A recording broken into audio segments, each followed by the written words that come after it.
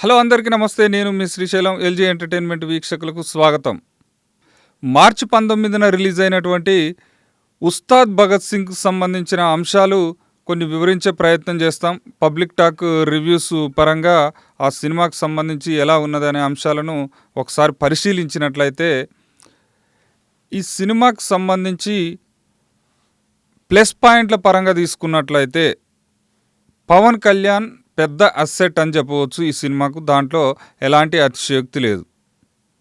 అయితే ఇక్కడ జరిగేటటువంటి ఈ తెలుగు ఇండస్ట్రీలో కొన్ని లోపాలు ఏం జరుగుతున్నాయంటే, హీరోని హైలైట్ చేయడం, ఎలివేషన్ చేయడం, మొత్తం ఒక 100 మందిని ఒకేసారి లేపేయడం, ఇలాంటి అంశాలకు ఎక్కువ ప్రాధాన్యత ఇస్తారు దర్శక నిర్మాతలు.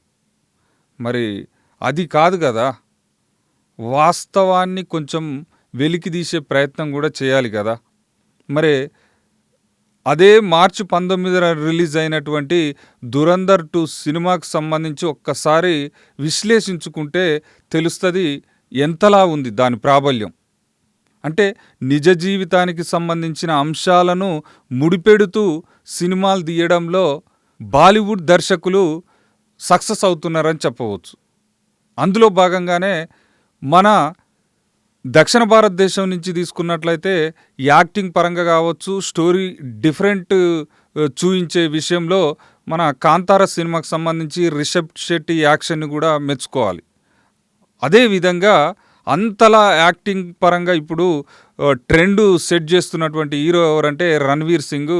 దురంధర్ 2 సినిమాలో చాలా అద్భుతమైన నటన. అసలు ఇక ఎంత చెప్పినా తక్కువేనండి, అంత అద్భుతంగా నటించిండని చెప్పవచ్చు. అసలు ఆ ట్రైలర్లు చూస్తేనే అర్థమవుతుంది సినిమా ఎప్పుడెప్పుడు చూడాలన్నా అన్నంత ఆతృత కలుగుతున్నదని చెప్పవచ్చు. మరి సరే, దురంధర్ 2ది పక్కకు పెడితే మన తెలుగు ఇండస్ట్రీ పరిస్థితి ఏంది?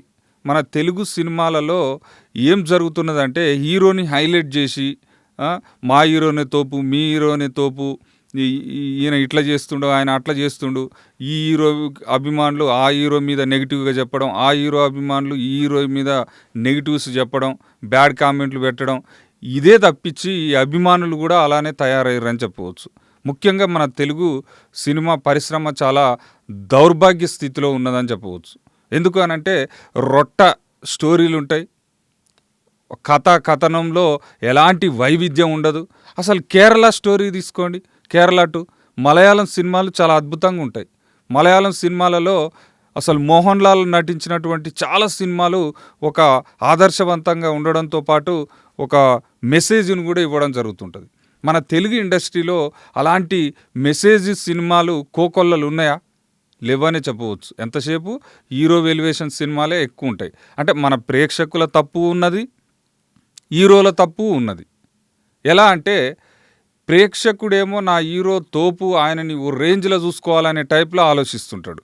ఓ బాహుబలి రేంజ్లా, ఓ చక్రవర్తిలాగా చూసుకోవాలనే ఆలోచనలో అభిమాని ఉంటాడు.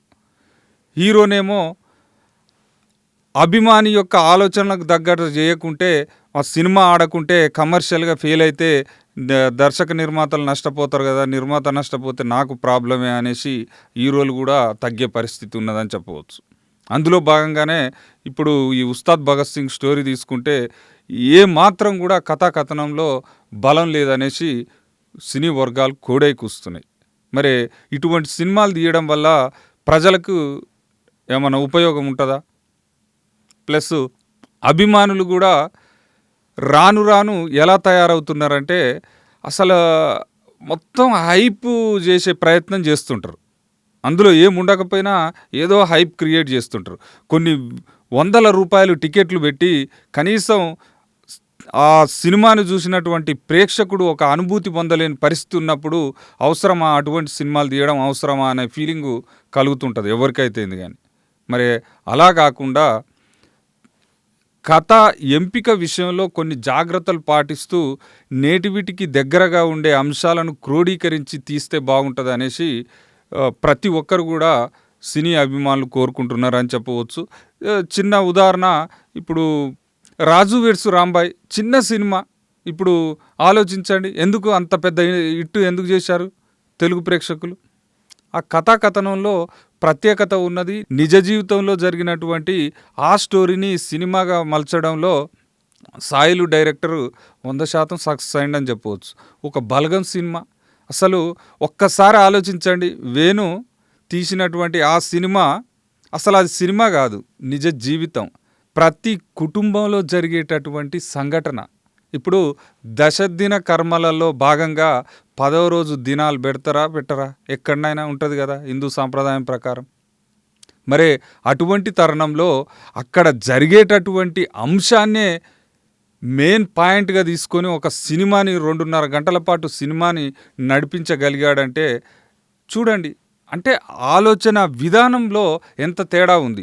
ఇలా ఆలోచించాలి. ఈ హరీష్ శంకర్ మూస ధోరణిలోనే పోతున్నాడు అనేసి సినీ వర్గాలైతే అసలు కోడై కూస్తున్నాయి. ఇంకొక విషయం ఏంటంటే ఇప్పుడు అభిమానులు కూడా పవన్ కళ్యాణ్ అభిమానులు ఆగ్రహ వేషాలకు లోనవుతున్నారని చెప్పవచ్చు.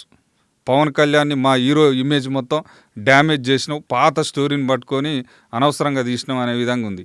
ఇంకొక పాయింట్ ఏం జరుగుతుందంటే ఈ శ్రీలీల ఎక్కడైతే సినిమాలో నటిస్తుందో ఆ సినిమా అట్టర్ ఫ్లాప్ అవుతుంది. ఈ అమ్మాయిది ఐరన్ లెగ్ అనే ముద్ర కూడా పడిపోతున్నది పాపం. ఇప్పుడు ఒకటబ్బా, సినిమా బాగాలేకుండా, డైరెక్షన్ బాగాలేకుండా, స్టోరీ కథనంలో ఒక వైవిధ్యం లేకుంటే ఏ హీరో ఏం చేస్తాడు, ఏ హీరోయిన్ ఏం చేస్తుంది? ఎవరైనా ఎంత తోపైనా తీసుకానైనా భూస్థాపితం కావాల్సిందే, దాంట్లో ఎలాంటి సందేహం లేదు. అంత పెద్ద బాలీవుడ్ హాలీవుడ్ కటౌటే మన ప్రభాస్ సినిమాలే స్టోరీ బాగాలేకుంటే నడవట్లేవు. మరి అలాంటప్పుడు ఎవరిదైనా అదే కదా పరిస్థితి. కాబట్టి ఇలాంటి స్టోరీలో దమ్ము లేనటువంటి సినిమాలు తీసి అనవసరంగా నిర్మాతలకు నష్టాలు వాటిల్లే ప్రయత్నం చేయకుండా కొంచెం జాగ్రత్త వహించి కథనంలో వైవిధ్యం చూపించే ప్రయత్నం చేయాలి. తెలుగు ప్రేక్షకుల అభిరుచి కూడా కొంతవరకు మారాలి. ఏది పెద్ద హీరోల విషయంలో అని చెప్తున్నా. చిన్న హీరోలది ఎట్లున్నా ఆ స్టోరీ మంచిగుంటే యాక్సెప్ట్ చేస్తున్నారు, నడిపిస్తున్నారు, ఇటు చేస్తున్నారు. కానీ ఈ పెద్ద హీరోలు ఎవరైతే ఉన్నారో ఉదాహరణకు తీసుకుంటే మహేష్ బాబు కావచ్చు, పవన్ కళ్యాణ్, చిరంజీవి, బాలకృష్ణ, వెంకటేష్, ఇలా పెద్ద పెద్ద జూనియర్ ఎన్టీఆర్, ఇలా పెద్ద హీరోల సినిమాలకు సంబంధించి మాత్రం వాళ్ళ యొక్క అభిమానులు కోరుకునే ఆశలు అంతులేదని చెప్పవచ్చు. అలా కాకుండా అవసరమైతే స్టోరీ కథనం బాగున్నప్పుడు భిక్షగాని పాత్రకు సంబంధించి సినిమా తీయాల్సి వచ్చినా పెద్ద హీరో అని తేడా లేకుండా ఎవరైనా యాక్టింగ్ చేసేటటువంటి వెసులుబాటు ఉండాలనేదే మన ఆలోచన, సినీ వర్గాల కూడా ఆలోచన అని చెప్పవచ్చు. మొత్తానికైతే ఉస్తాద్ భగత్ సింగ్కు రేటింగ్ పరంగా కూడా చాలా తక్కువ ఉన్నదని చెప్పవచ్చు. 2.5 వరకు ఇచ్చారు. సరే, స్టోరీ ఏదేమైనప్పటికీ కొంతవరకు అయితే ఓకే, పర్వాలేదు. కానీ అంత అనుకున్నంత, ఆశించినంత అభిమానుల యొక్క అంచనాలను అందుకోలేదు అనేది అయితే వాస్తవం. భవిష్యత్తులో మంచి సినిమాలు, మంచి కథనం ఉన్నటువంటి సినిమాలు పవన్ కళ్యాణ్ తీయాలని కోరుకుందాం. చూస్తూనే ఉండండి ఎల్జీ ఎంటర్టైన్మెంట్. సబ్స్క్రైబ్ చేసుకోండి, షేర్ చేయండి, కామెంట్ పెట్టండి. Thank you so much.